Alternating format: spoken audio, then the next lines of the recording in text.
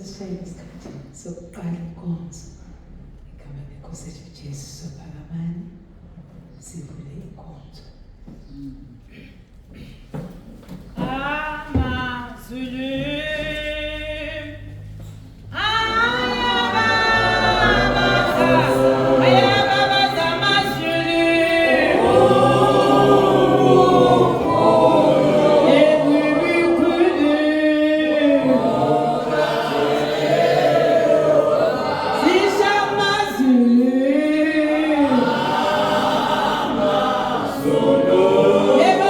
Zulu.